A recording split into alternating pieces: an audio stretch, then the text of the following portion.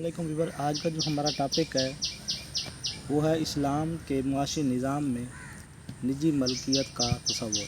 चलते हैं अपने टॉपिक की तरफ। उससे पहले आपसे रिक्वेस्ट है कि आप मेरे चैनल को सब्सक्राइब, लाइक और शेयर कर दें। मलकियत का मायने व मफ़हूम। फुक़हा ने मलकियत की मुख्तलिफ़ तरीक़े की हैं। सबसे मुख्तसर और जामे तारीफ़ मशहूर हनफी इमाम अल्लामा ज़ैनुल आबिदीन इब्राहीम 970 में अपनी किताब अल-अशबा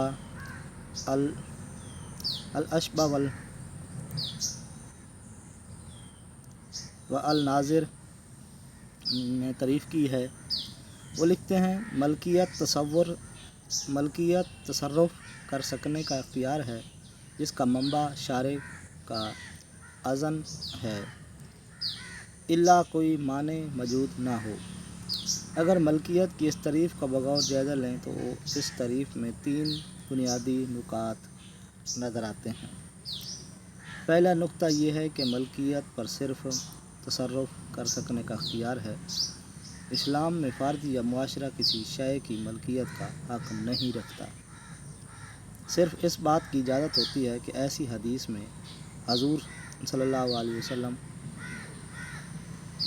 की ज़बान इरशाद फरमाते हैं कि वसाइल अल्लाह ताला में तसर्रुफ़ात कर सकते हैं। यानी हज़ूर अल्लाह ताला की ज़बान में इरशाद फरमाते हैं कि वसाइल पैदावार में तसर्रुफ़ात कर सकते हैं।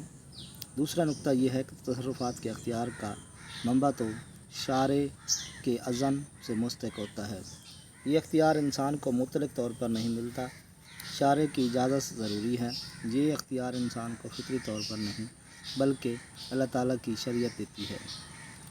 ये अख्तियार खासरी अज़न से हो या खामोशी की तायीद से, दोनों तरह से ये अख्तियार मिल सकता है। तीसरा नुक्ता है ये है कि जिस किस्म की मलकियत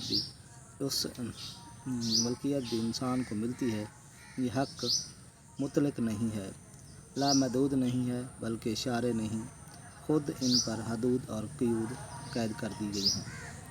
इंसानी मलकियत का असूली तसव्वुर।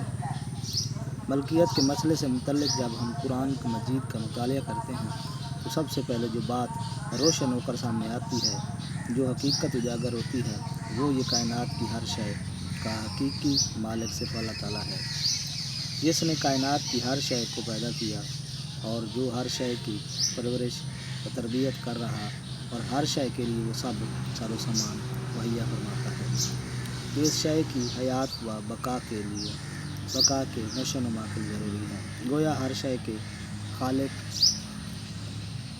रब होने की वजह से सिर्फ़ अल्लाह ताला ही हर शय का, जिसमें इंसान भी शामिल है, हकीकी मालिक है और उसे हर शय के अंदर हर किस्म के तसर्रुफ़ व रद्द बदल का कामिल ज़ाती और मुस्तकिल हक़ व अख्तियार हासिल है। हर शय का हकीकी मालिक सिर्फ़ अल्लाह है। कुरान मजीद में जिन आयात में इन हकीकत का इंकशाफ और उनका बात का इज़हार होता है, उनमें से तो उस मज़मून की आयात हैं। अल्लाह कहते हैं, अल्लाह ही के लिए जो कुछ आसमानों में है और जो कुछ ज़मीन में है। इस किस्म की आयात कुरान मजीद में 20 से ज़ायद जगह पर हैं और ये अपनी नई तरकीब के लिहाज से इस पर दलालत करती है कि कायनात की हर शय की मलकियत सिर्फ़ अल्लाह ताला के लिए मखसूस है और तन्हा वही हर शय का हकीकी मालिक है और ये उसके सिवा कोई ना किसी शय का खालिक है ना रब, क्योंकि कुरान मजीद की मुतअद्दिद आयात बताती हैं कि हर शय का खालिक और रब सिर्फ़ अल्लाह ताला है और ये कि सिफ़त खालकियत और रबूबियत भी अल्लाह ताला के साथ कोई शरीक, जो सिफ़त मलकियत की बुनियाद है। कायनात की हर शय नू'ए इंसान के लिए फ़ायदा की। इंसानी मलकियत को तौज़ीह व तशरीह के सिलसिला में कुरान हकीम के मुताले से जो दूसरी बात सामने आती है वो ये कि अल्लाह ताला जो कायनात की हर शय का हकीकी मालिक है, कायनात की हर शय को बनी नौ इंसान के इस्तिफ़ादे के लिए मुबाह आम कर दिया है। उसका इज़हार कुरान मजीद की जिन आयात से में चंद ज़ैर हैं।